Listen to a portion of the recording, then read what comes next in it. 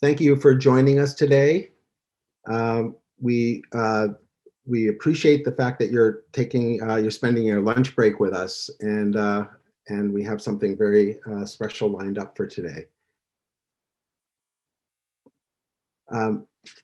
For over 14 years, the Boston chapter of the AIGA has collaborated with the Institute of Contemporary Art on an annual lecture series to highlight the work of today's leading designers and thinkers. This year, we're thrilled to have illustrator, artist, author, and animator Christoph Niemann joining us all the way from Berlin. Niemann's work has been featured in several exhibition retrospectives and was the subject of an episode of the popular original Netflix series Abstract, The Art of Design. If you haven't seen it yet, I hope today's event will inspire you to check it out.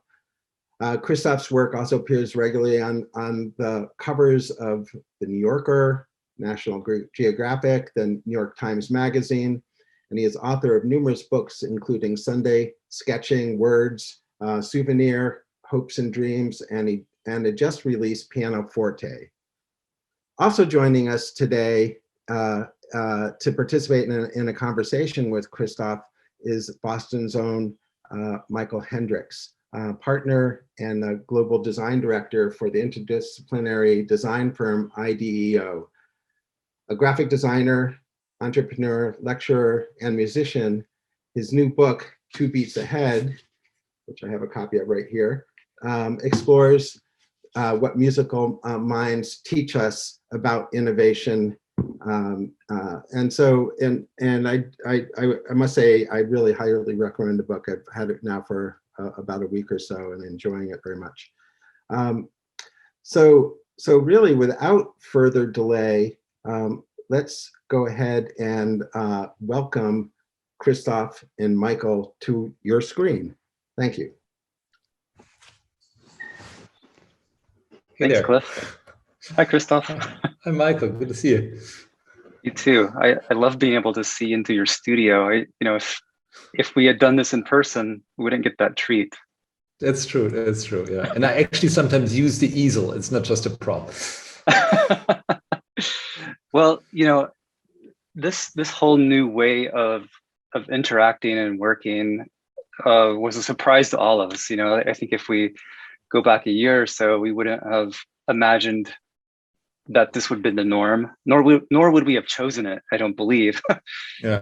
And I think it's a good example of just how all of us have had to change, adapt in this dynamic landscape. I was thinking about you and your career, the way you've actually done that throughout your years of working. And I think it might be a characteristic that artists actually need more than others because the change in dynamics of the marketplace,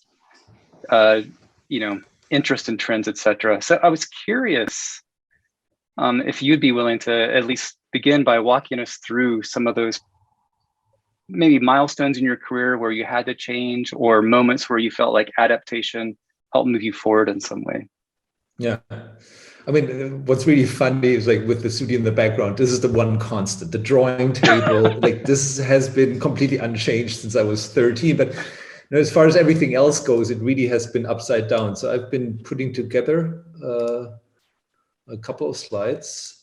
Yeah, so 13 months ago, I made this doodle. It was in March last year, and I was reading the news, and it seemed to be clear that this whole Corona thing was going to be something big. And I submitted this to the New Yorker. So we have this little domino up there about to sneeze, and all these other dominoes standing around. And I guess we all know what happened. And this is the cover that ended up running. And amazingly, at the time, nobody actually gave me any criticism for sneezing not actually being a symptom of COVID sickness. So I got away with that.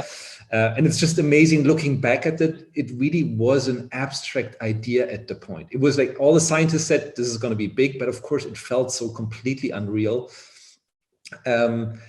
And yeah, to kind of go further back, it changed everything. But as you said, like so many things in my kind of artistic career have changed dramatically over the years. Most importantly, really my style or my different styles. These are the kind of pieces I did when I was when I applied for art school. So it was all about showing people that I can draw well and putting highlights on everything, doing a lot of likenesses.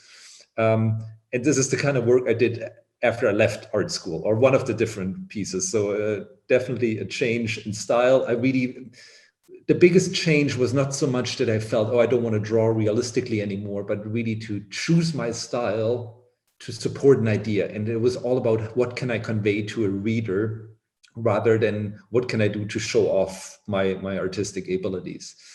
I studied in Stuttgart in southern Germany, but I applied for internships in New York, first with Paul Davis, the designer and illustrator, and then with Paula Scher at Pentagram. I met Fred Woodward when I was still a student, then art director of Rolling Stone, and that was my first drawing that I had published in an American magazine, and it was a record review for Rolling Stone, which was, of course, absolutely amazing. And I was just freaked out the entire time because I felt if I screw this one up, I'll never get hired in that city again. But it was amazing. I mean, being in the international newspaper store in Stuttgart and just kind of every week looking for the latest Rolling Stone because they couldn't believe that they would actually print this.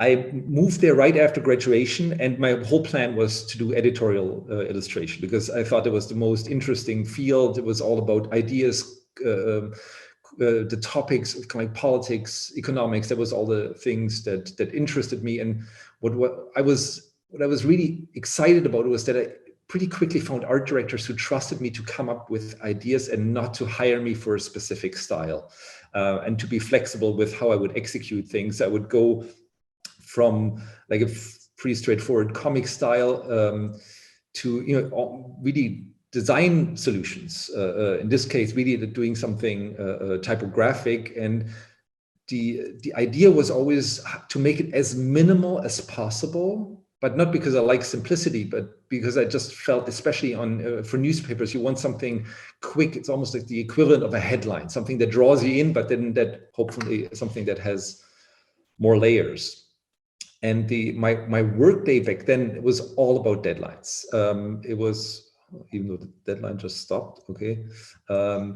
It was like between 3 hours and 3 days. That was essentially the span of what jobs were. I would get a call and it's like, okay, we have a new piece, or more often than not, something fell through. Can you quickly come up with something super fast? And my connections were only art directors. My only connection to the outside world were art directors. You never had any contact with an audience. It was really, these were the people you talk to 3-4 hours a day. And it's amazing how that has changed. I was completely unaware of if any reader ever liked something because you would never hear anything from them. There was a very peculiar piece that was for American Illustration, the Fantastic Illustration Annual. And that was the first big piece that I remembered that was not based on an assignment in terms of like a topic. The only topic they gave me is that like, oh, it's our 20th issue. We want to call it American Illustration XX. So they suggested to do something pornographic because of the XX, and that's what I gave them. And I realized that after all these years of doing editorial work, I always came up with my own ideas, but the topic, of course, was always given. So just sitting there and being able to do whatever the hell I please was something I was really struggling with at the beginning. And I later on realized that this is also, one of the very special things about New Yorker covers, because there is no assignment and there's no article that they play with. It's a freestanding piece of art. There's the title printed inside the magazine, but the whole story is being told through the art. And it requires the illustrators to really think as editors, as journalists, as artists, all in one. And back then, all I cared about was to get my drawings on the cover of the New Yorker. But I realize now how important that step was in terms of becoming much more proactive in creating your own stories rather than only reacting. When I say only reacting, it's not a simple thing. I don't think it's a lesser art to illustrate, but it's just a different mindset. in 2008, I started a column for the New York Times. They really pushed hard for web content, and there I did the whole story. I came up with the idea for the pieces, did all the writing and drawing. That was all about being in a big city, and I retold that story of being in New York through Lego. And it was a lot of fun. It was also incredibly stressful because I felt the pressure was very big to come up with these long stories. At some point, it became so painful that I felt, well, I want my deadlines back, because that was the biggest pressure. Was actually, you have all the time in the world, so also you have no excuses. So I felt, if it's painful to work under pressure, why don't I put physical pressure on top of everything? Then I don't think about my artistic pain. And so I ran the New York City Marathon while drawing. And it was actually, it was incredibly stressful, but it worked out because when you're running a marathon, you really don't think about kind of creative anxiety. You just hope you can finish it. So I had my drawing equipment in that little backpack, and I was live drawing it there, tweeting it out there, then reacting to the readers. And in a strange way, it was crazy, but it was also liberating to be in a place, to not be in control, and to just see what the environment does to you. And I started doing more travel, or like more travel-based work since then. That's from a series I did for National Geographic, where they sent me places. So I went on a ship, on one of their cruise ships up to the North Pole, and that was really like that polar bear was 30 feet from our ship, and I did these drawings. I did watercolors, but I also did these photo drawings. And of course, that's an illustrator's life come true, or like any person's life come true, that you're out there and you enjoy all the fun of being a tourist, but also you can say, oh, no, I was working. There was another trip 2 years ago to the Mekong, being up there at Angkor Wat doing watercolors. It was absolutely fantastic trip, and beautiful to have kind of the readership reacting to this, when they're usually used to great photography of National Geographic, but then that the editors also opened it up for this kind of artistic approach. Then 2 years ago, I started a series, very exciting, for the New York Times Magazine about Europe, where I traveled around, and the first one was about Brexit. So I went to London, went to Parliament, looked at sessions, and kind of tried to kind of give my account, my view of what was going on there. The second one, I went to Tallinn in Estonia, an incredibly fascinating country, the most digital country in the world. And this whole series was going great, except for then, of course, COVID came and stopped all the traveling, stopped everything. And so all of a sudden I was stuck at my desk and was wondering a little bit, like, what now? So I went back to my head. It's like, okay, what are the stories that I can talk about that don't have anything to do with the outside world? And I had to play the piano rather badly, but I played with a certain obsession. And I always had this obsession to learn to play classical piano. And so I turned this into a story for the Times Magazine.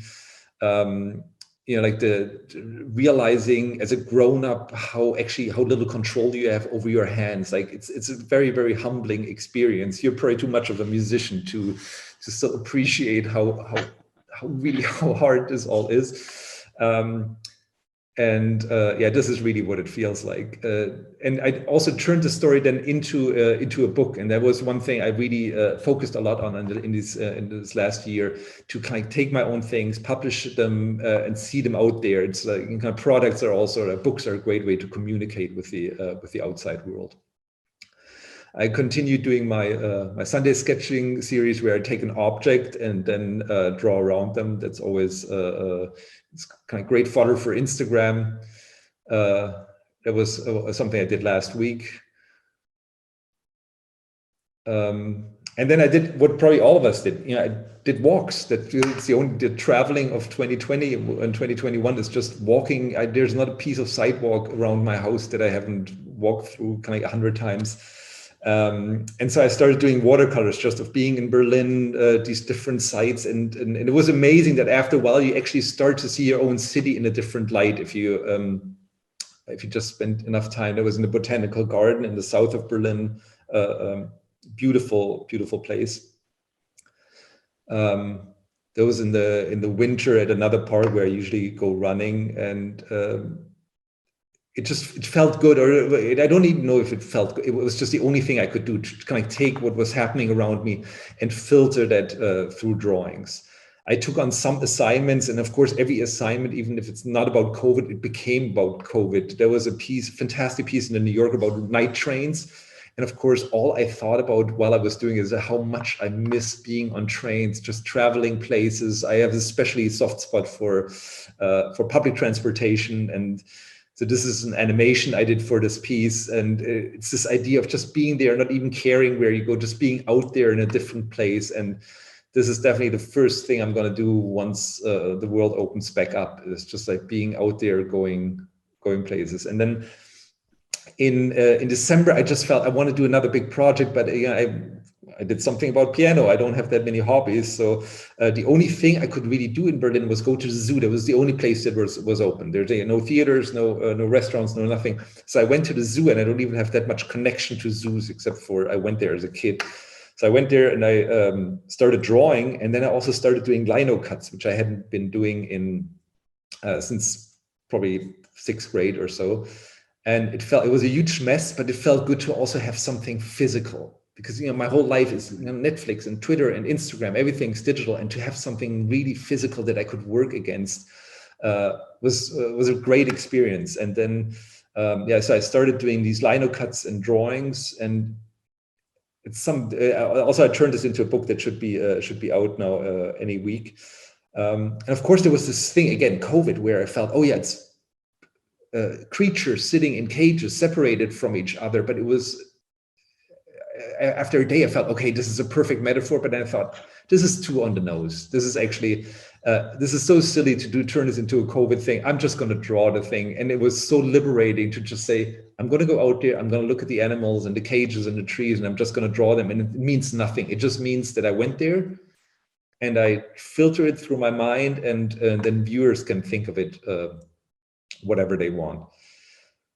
And so that was the last cover I did for the New Yorker, and it's kind of a perfect depiction of what I want to do. Is I want to be back there, see my friends, and I definitely feel I'm running on empty. And it's like I think I'm a pro. I can sit here, I can create stuff just out of thin air, but I need to be back. And so Nicholas Blackman, the art director of the New Yorker, sent me this last week. This is at the New Yorker editorial offices, and that's this wall where they have the current cover and the page just for everybody to look at, and they haven't changed that. So that is still up there. That cover is up there today, and I think they're going to be back in September, from what I know. And it's just amazing how, in a way, last March the world stopped, everything stopped. And at the same time, everything accelerated by warp speed, and I think it has for most of us. Like, everything has changed, and nothing is, and everything's the same kind of simultaneously. That is an amazing walkthrough. I was thinking, like, you start with, like, it started out with Paula Scher, Fred Woodward. No big deal. And I'm still freaked out when I think that I actually did that. Yeah, and then so amazing to see just the pivots, the pre-COVID, the travel, and how that was bringing inspiration to you. And then I'm really impressed that somehow a call for pornography turned you to a toothbrush and toothpaste. I don't know how that worked.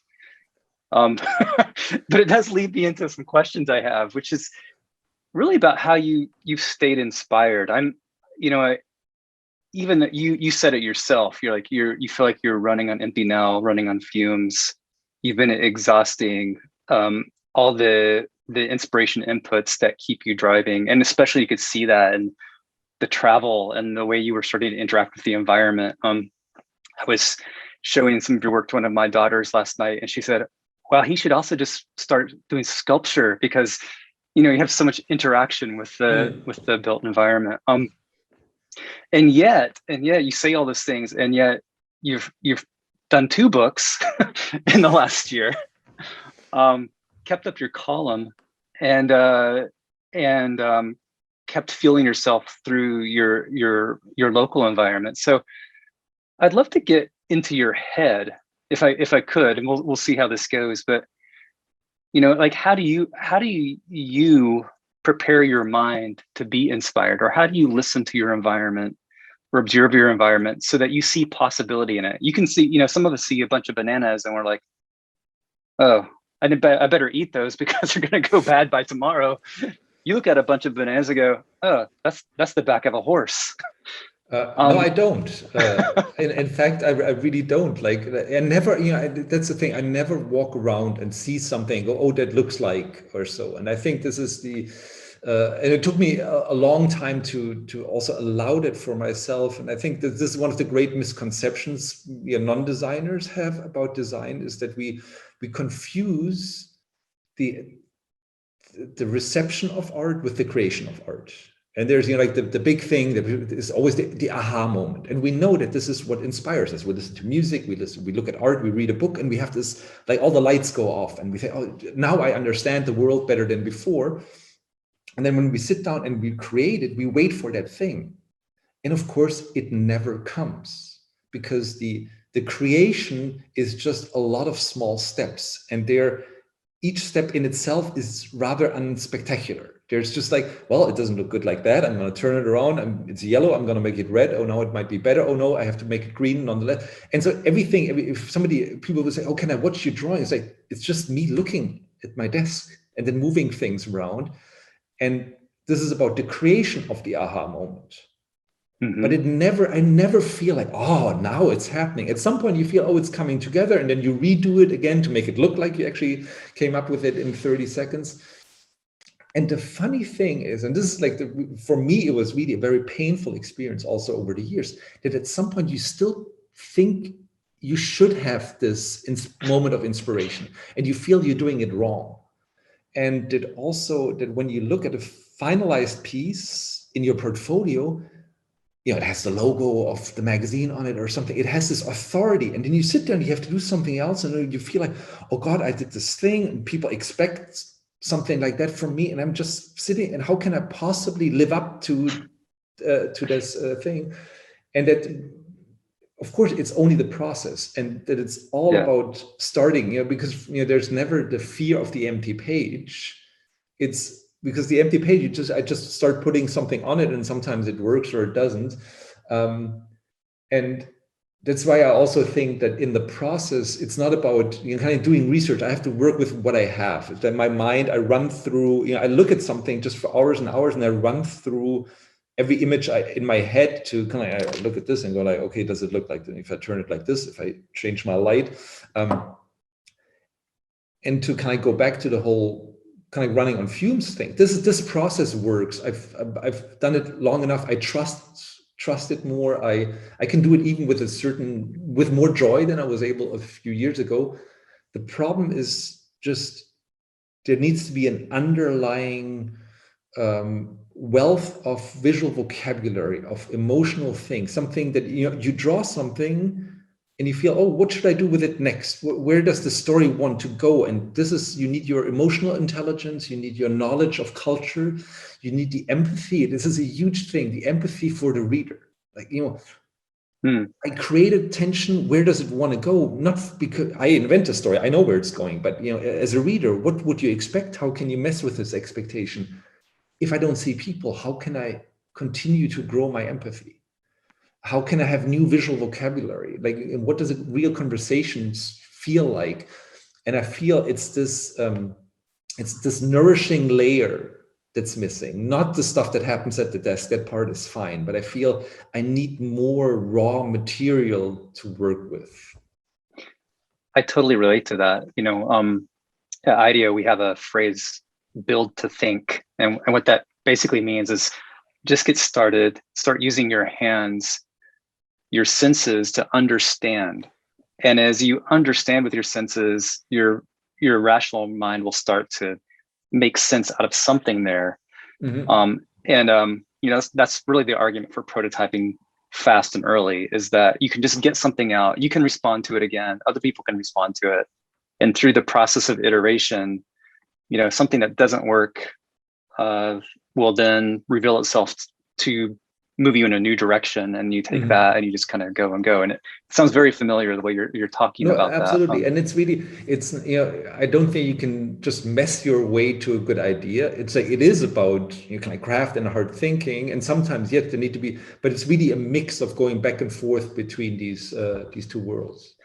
Yeah. And I also, there's something interesting you were just saying about having your audience in mind, or a connection with your audience.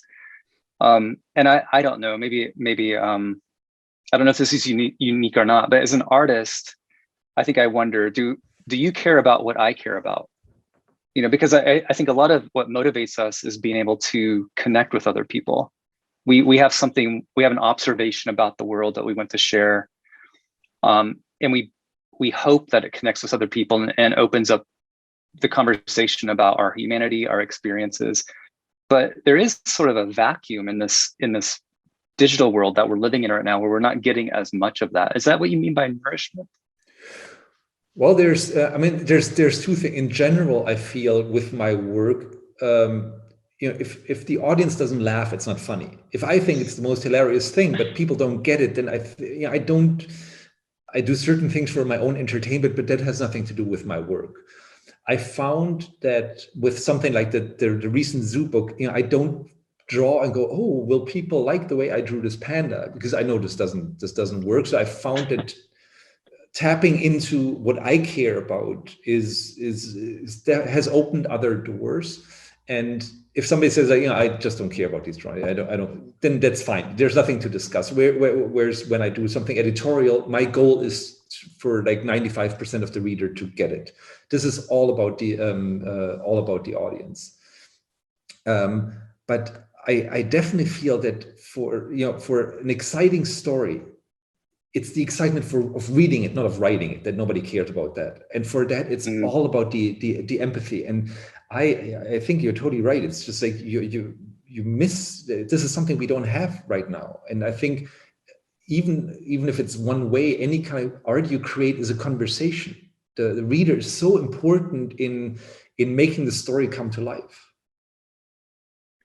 Yeah, it's and I think this is one thing that I, especially for the kind of work that we do, whether it's design or commercial illustration, I think it draws certain personalities to that want those constraints, as if you would, or a brief. And once that kind of connection. So I have felt that too during this period. It's just, there's for me anyway, the lack of opportunity to be able to connect with people and see how they feel about what you're putting in front of them has been harder, because it's all just text on a screen or hearts or not real interactions.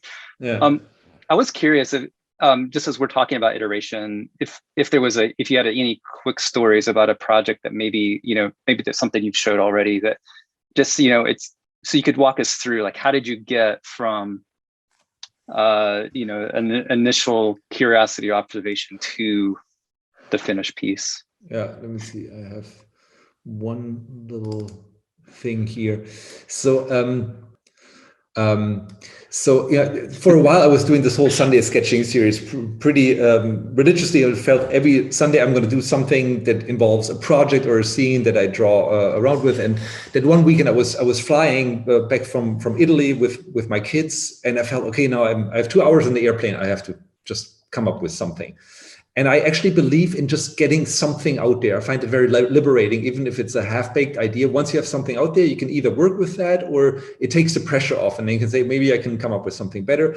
So I felt, okay, tight airplane seat, that's always funny. So I drew that thing, and I thought, okay, this is set. And then I kept on playing, and then eventually they served coffee, and I had this coffee cup on my tray table, and I started drawing on the tray table, and thought, oh, that kind of looks funny, and I kept on doodling. So here I realized that the snout actually looks a little bit like or that little grate in the cup looks like a snout. And then this is what it ended up being, with like the knees even coming back from the original sketch. And I don't even know if this is my favorite Sunday sketch of them all, but what I love is that it just shows me that this was a necessary beginning for this idea. Mm-hmm. And sometimes clients say, oh, can you just show us your sketches, like kind of let us be part of the process? And they think that it's a process that kind of goes from A to Z, and if you ask in the middle, you're at M. But it's just the total opposite. It's you start at A, and then you go to 5, and then you go to alpha, beta, and then you go to Shakespeare, and then you go to the Stone Ages, and then you kind of fall from the sky, and you end up at Z or not. This was really something I realized with this piece, that it's not linear, and to trust that non-linearity and not to think, oh yeah, this is the first step and I just have to continue in this direction. But it's just, and I think the biggest trick with these is also like to be very, very open-minded and really go like, you could go all the way right or all the way left or up and down the entire time. And in a way, this is, in a strange way, I think this is even something you can train. It's almost like a meditation thing to kind of be focused and totally open at the same time. Yeah. I love that you're emphasizing the non-linearity of it. I think that is a misperception a lot of people have about creativity.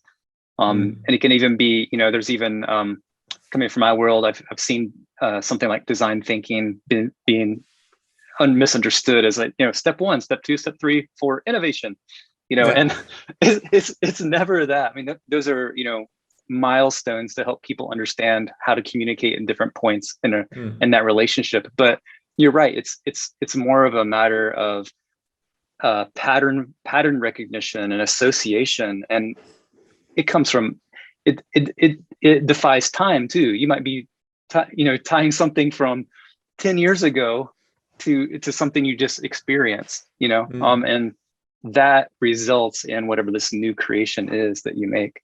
What did the person sitting next to you in the plane think about what you were doing? I think it was just my boys. They were just like, whatever he's drawing again. Dad in his sketchbook. Yeah. So you've talked a lot about working with art directors and having deadlines. I'd be curious to know more what that collaboration looks like.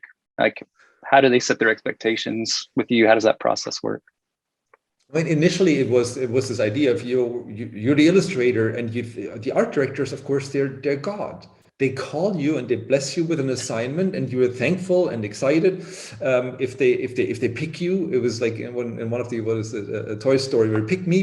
You feel there's all the other illustrators, and you just hope that you're the lucky one. And I then actually ended up Nicholas Beckman, who's a very, very good friend. He used to work at the New York Times op-ed page, and I would do a lot of work for him. And eventually, he went on vacation. He said, I'm looking for people to sit in for me, and I sat in for him just for a couple of weeks. I think grand total, I was there maybe for 3 weeks.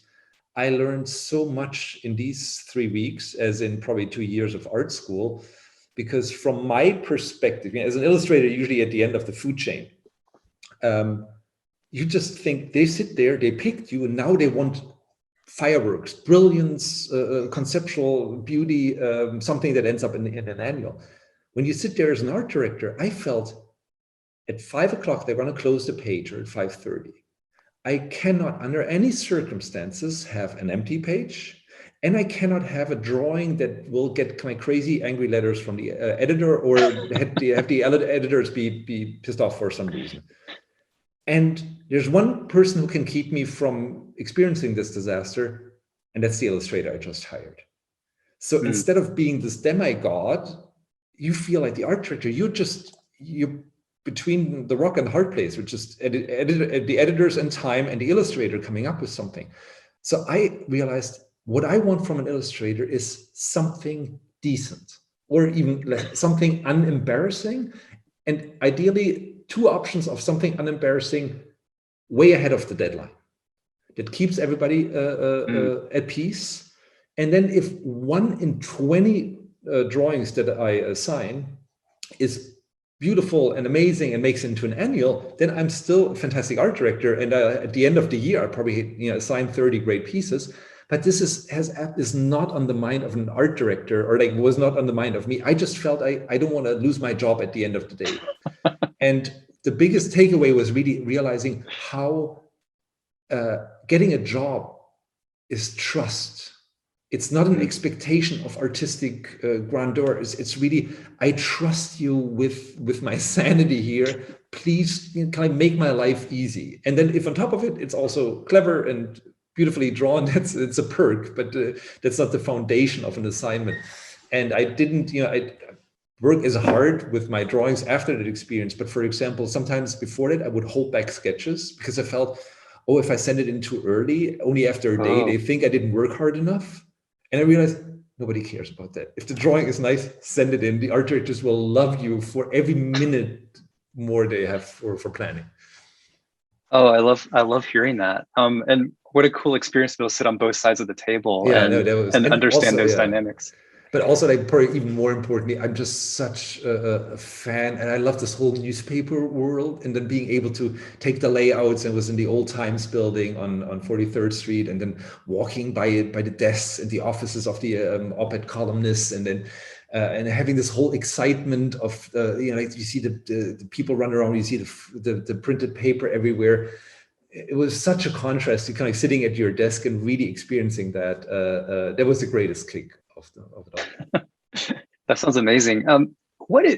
Just in that relationship, now you have an established brand, and like they know I can call Christoph, I'm going to get something good. But how did you establish that about yourself? You even talked about, like, I was able to move away from having a style, and I was able to start to pursue more conceptual work. I'm curious, like, I think a lot of people imagine that, as an illustrator, you must have this menu of options. Like, oh yeah, we need the person that can do clever black and white drawings. Let's call that person. Or we need the person that can do scenic watercolors. But I don't think it actually works that way. Can you pull back the curtain a bit on how art directors are choosing to work with you or others? Well, I think, I don't know, but my view was that when I started out, there had been this plateau of a pretty stable industry of, like, you get out there as a young illustrator with a certain style or a certain approach, people get to know you, and then you get fed assignments until you retire. And for me, the different thing was, like, working with different styles and basing it more on concept rather than a certain kind of, like, drawing tool.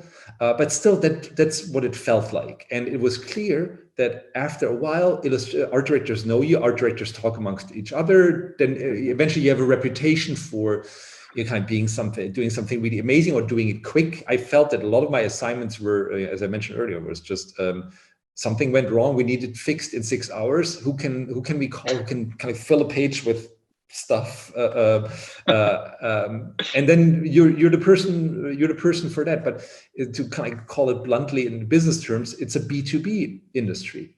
If I had 10 art directors who trusted my work, I was set. And there was a huge, and then if you want to see the drawing, you pick up the New York Times. It's not my job to kind of find the readers for the New York Times. That's somebody else's job.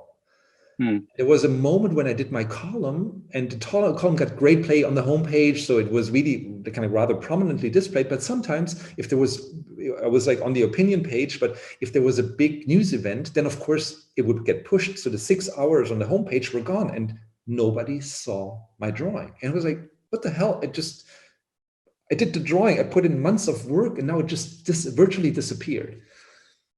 And that's when I very reluctantly started doing social media. And all of a sudden I felt, okay, now I actually have to kind of find my own channel to connect to readers.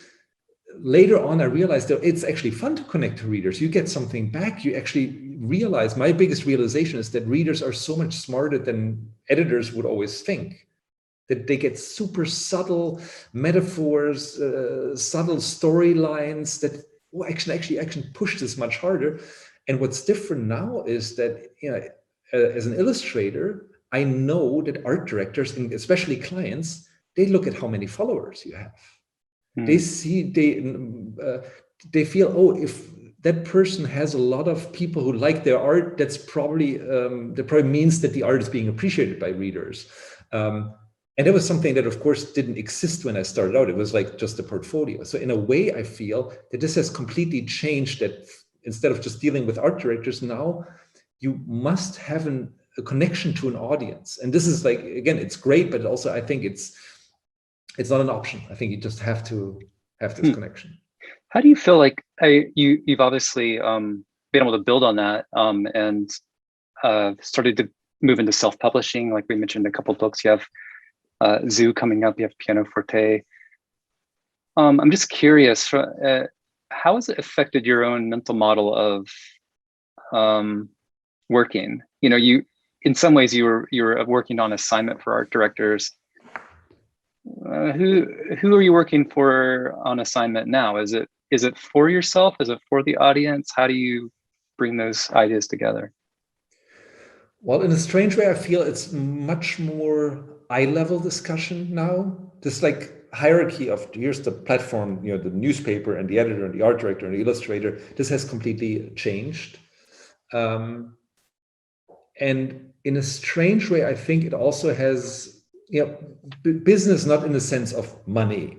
I mean, this is kind of like it can work out or fail in a million different ways. But I think that as an artist, you don't have the luxury of just being an artist anymore. And that you have to think about, you know, I don't think it can be strategic. Once I'm with my piece of paper, I can't be strategic about what works or what doesn't work. But outside of that, whether you think about, you know, where to publish your book or how to, you know, do I want to do original drawings or silk screens? Do I hire people? Do I stay by myself? Do I find connections? These are thoughts that I think you have to have. And I mean, this is why I'm so much looking forward to reading your book. I wonder if this is just a different world that you should keep away from art, or whether maybe an artistic mindset can enhance this. Often I think, like, thinking about money and these kind of things and followers is just poison for my art. But not having read it yet, but I wonder, like, do you think there's certain things that really feel like every artist should kind of keep that in mind from a kind of, I mean, my one-person company? Yeah, you know, one of the artists we interview is, she goes by Madam Gandhi. Her name's Kiran Gandhi. And she's done a great job of building her career through social media. And so I had asked her, you know, I believe that she's done it in a very authentic way. And I've gotten to know her, and she truly has. And for her, she said, you know, I've spent a lot of time thinking about what I truly care about, what matters to me in the world. And I've decided that I want to share that with other people. And in that genuine motivation to share what I truly care about with other people, it draws other people to me that will care about the same thing. And so she thinks about it as a dialogue she's creating with people that are like-minded, that are curious about what she's doing. And her following's grown big in social media, in music, in speaking engagements. But then now she's also a quote influencer. So brands want her, you know, to put their products. And she said it's actually been a real struggle because, you know, it's not that she doesn't mind, you know, taking their sponsorship. That helps her advance her career, but she doesn't want to do it on their terms. She wants to do it on her terms that match her values, her understanding about how those products or services might relate to her identity, and how truthful that is versus marketing someone else's product. And I hear that a bit in what you're saying too, is that you are ultimately, you're pursuing, you said it's flatten things out. You're pursuing things that you genuinely care about. You're not making content, so to speak, just to put out there so that people engage. You're actually sharing something meaningful to you, something that was inspired by something you care about. And that actually, I think, is the magnetism that draws people to you. And at least that's my read on it.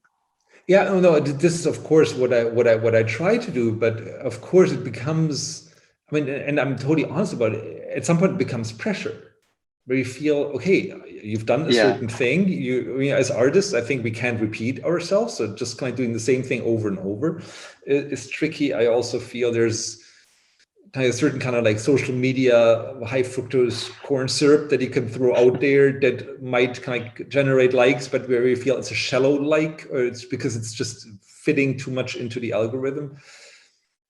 But probably for me, like, that was like one of the scariest moments that I have. I mean, all of us, we try to be independent from the likes and the follows. We feel like it should be about our artistic conviction and not about the feedback we get. But there was one time a few years ago, I would post my regular Sunday drawings on Facebook, and from one week to the next, the likes dropped by 90%, like really, like dramatically. Oh my gosh! And I felt, do they suck? Have I just lost the mojo? It's just, and I think, no, I'm doing my thing. I'm an artist. But it's impossible to kind of totally get this out of your head. And then later on, I realized what had happened was that Facebook had done a thing is when you add a link, I would always link to my website, say, oh, here's more of them. They had done something where the algorithm basically said, like, we want you to stay in the walled garden of Facebook. And the moment you would add a link that links outside of the Facebook universe, they basically, the velvet glove would come and just kind of like make your post disappear. Once I knew that, it was perfectly fine. I was like, yeah, I totally understand. It's a business decision from Facebook. But without that knowledge, I, of course, felt, oh, people don't like my art and I have to ignore that. I have to be, and it just really messes with your head. And I think, like, I care about the audience. So of course I wouldn't want to draw something just because people like it. But if it's something so dramatic, it's very difficult to just keep that out of the moment where you just should be sitting there and drawing. Yeah, those algorithms are once you know they're there, you can be at peace, but not knowing that, you feel, I totally get that, how you can just be so distracted. Well, we have roughly 12 minutes. So I want to turn to some of the questions from the audience. Sure. Anne asks, she says, Christoph, you wrote and drew about the creative process, saying how important craft is, not just inspiration. Can you talk about your routines, exercises, or how you start out drawing? Well, when I'm on a project, usually it's too late to learn a completely new skill. But what I found is that I go back to kind of drawing from photographs, just like a photorealistic thing. Just look at a face again, look at highlights. It forces you to slow down, but also, and this is like probably the best exercise I came up with in the last 2 years, was to purposefully ruining a drawing. So when you, and this really applies to hand drawings, this is always about keeping up a certain tension and just like stopping right at the edge. It's kind of you have a car and there's the cliff and you just drive and you just brake at the end. This is the moment where I guess it feels tense, where you feel it's like the strokes are a little too wild. And I think when you work on an assignment, you're careful because you know you can't risk going over the cliff. But to warm up, I think it's important to just kind of do something and ruin it. Say, like, what could I do to just completely mess up this drawing? And this is very, very liberating, especially if you spend some time to make it look nice and just kind of go a little crazy with it. Because then later on, when it's really showtime and when you want to do the right drawing, you feel you have a better sense of like what's too far and what's too hard and what's too soft. So this is one thing. And the other thing I constantly do is to also say, okay, I'm going to spend a few hours, especially when I'm in an application I don't know as well, like After Effects, and really watch a couple of tutorials, workflow things, learn more things, because I know when you're in a new application, you can spend weeks just because you're doing it wrong, and to constantly update my just technical knowledge on stuff. I love that you're talking about continued learning, and I've seen that with at least with musicians, which I wrote about, that just giving a new instrument can be something that just unlocks new inspiration, even if you have no idea how it uses. I think often just it's about, as you've talked about earlier today, changing your environment, just putting yourself in new stimuli to get you out of the rut that you might find yourself in if you don't continue to practice. Another question, and I lost it here in the Q&A, but someone just asked, what was it like to be filmed for abstract? Like how wild was that to suddenly be in the eye of a camera? I had done some television stuff before, but on a much smaller scale. The executive producer, Scott Dadich, I've known for a long time. He was the creative director and then editor-in-chief of Wired. And I got to know Morgan Neville, the director, in the process of preparing. And Scott was already a friend. Morgan became a friend. So it was like the whole situation was, there was a lot of trust with all. Otherwise, I probably couldn't have done that. Because just the level of production value was so insane compared to anything. Usually it's like, person with a camera, two with a light, and then one with a microphone. That's it. And in this case, they had built these kind of for one like Ballhaus shot, they had created these train tracks in a park where the camera dolly kind of runs around the desk. It's like in the movie, in the episode, it's like 6 seconds, and took them half a day to kind of set up that shoot. So it was just the entire time, it was just like, wow, this is a lot of people and a lot of equipment. And it was more bafflement that this had to do with my work. And I only later realized what this whole thing meant, actually. While we were filming, I thought I didn't really know what this whole thing would turn into. That's probably good, right? Very helpful. Yeah. All right. Let's see. Victor says, I would love to see some ruined drawings. Can you share one or two? Do you actually keep a record of your ruined drawings or your trash? No, I have them. I have them. I don't know if I have. Let me see. This is not really ruined, but these are the things, like also on a large scale, where just take ink, and it's not about what it turns into. And it's like it's not really a good example of a ruined drawing, but it's one where I know it's it's the wrong paper. So I know I will, like, even if I would end up liking it, I couldn't do anything with this one. So the purpose when I work on these is really to just kind of get a flow going. But the ruined ones, I often also destroy them because it's too painful. Yeah.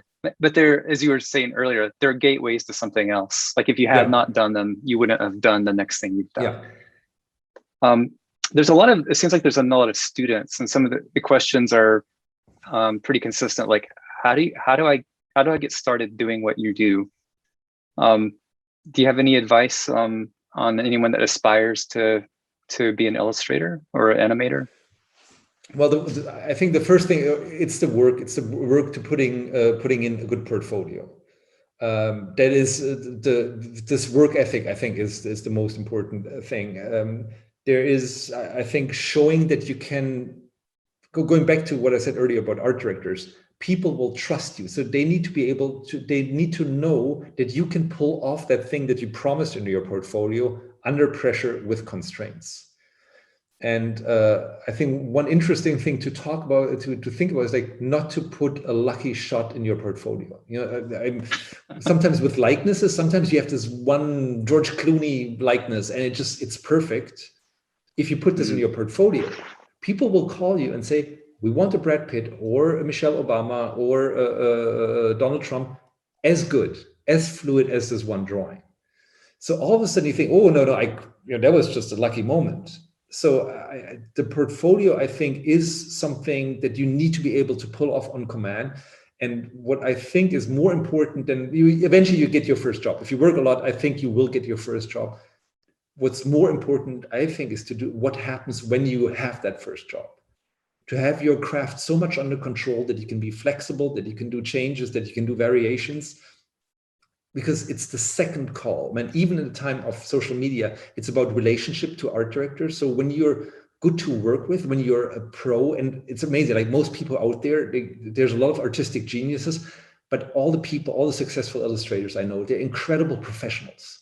They're in such command of their craft, under time pressure, flexible. You want me to draw this again with the head upside down? They can do that.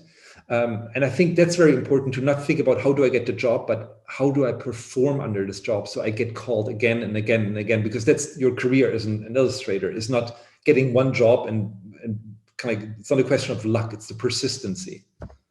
I love that insight of don't put your luck into your portfolio, because I think a lot of us as creators, we do have stumble stumble upon success. And there's nothing wrong with that. I mean, Yeah. that's actually just part of the process. But being aware enough to know that that was a happy accident that you couldn't repeat again. So therefore, don't put it out there as a menu item that other people can choose. Is really good advice. Really good advice. So we have about 5 minutes. I'll try to get 2 more questions in. One is, let's see. How do you advise to approach art directors and clients when you don't have a singular style? Like, what is it about yourself that you're saying, this is the ethos of who I am as a creator? And maybe you've already answered a lot of this about, tenacity and resilience, but I'd love to hear that specifically. No, not necessarily. I think this is something that can only work through a relationship. When you think, I mean, in a way, this kind of classic illustration work happens only very rarely. But let's say you work for the New Yorker or for the Atlantic. They think about, we want to illustrate the story. It's on what happens in the minds of kids after a year of homeschooling. Then they think of like, how do we want to illustrate this? They will think of a certain style, because in the magazine, before, there's a certain photography style. In the story afterwards, it's some infographics, and they feel, oh, we want something warmer or something. So there's nothing wrong with them thinking of like, what kind of style, what kind of approach do we want? And when you're starting out, the art director will go to the editors and say like, oh, this is the person we want to hire for this job. And they need to be able to look at your portfolio and say, oh, we like that. And if these are watercolors, and then you come back to them with pixel drawings, they're going to go like, wait a minute, like it doesn't make sense because the pixel drawings are too close to our infographics afterwards. So I think a reliability, or like having some styles that people can draw on, it's a necessary way to start. But once they ask you to work on something, there's nothing wrong with saying, here, this is the thing you expect from me.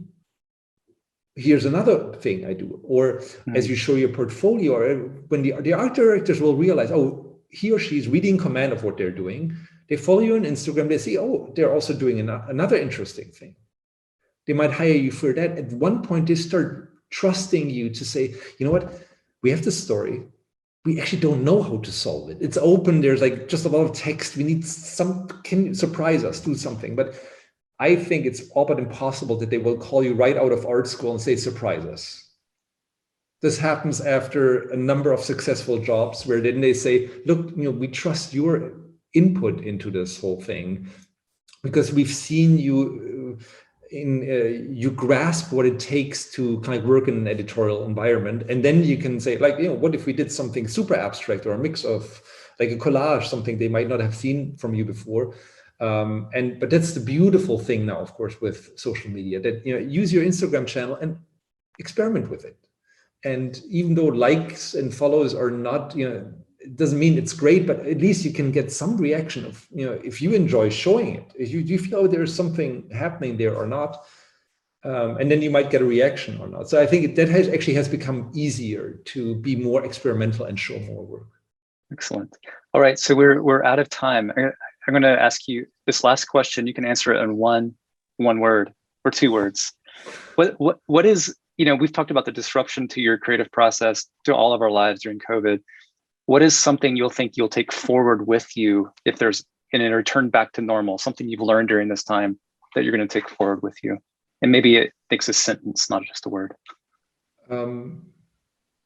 It's how the lack of distraction is actually an incredible thing that I've been underestimating the last couple of years. So for all the things that were terrible, so there's more than one word, but for all the things that were terrible, just to sit uninterrupted for a few weeks in the studio and work on something, it has more benefits than I would have admitted a year ago.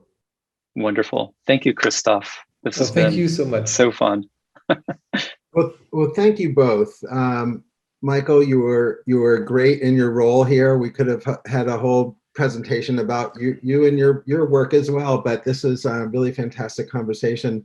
Christoph, I just want to say one thing is that what I love about your work, and as a graphic designer, I think the graphic quality appeals to us, but it's also how easy you make it look. You have these wonderful ideas and how it comes across, and it just feels like wow, that only could have taken a minute to do that. But to hear you talk about it and really get into the thought process and how these things happen. Sometimes they happen, I'm sure, quickly, and sometimes they take a little longer. But it really was enlightening to hear you talk about the process and how you come up with these things. And you made this conversation seem very easy too. So thanks for that. Well, that was actually just easy and fun.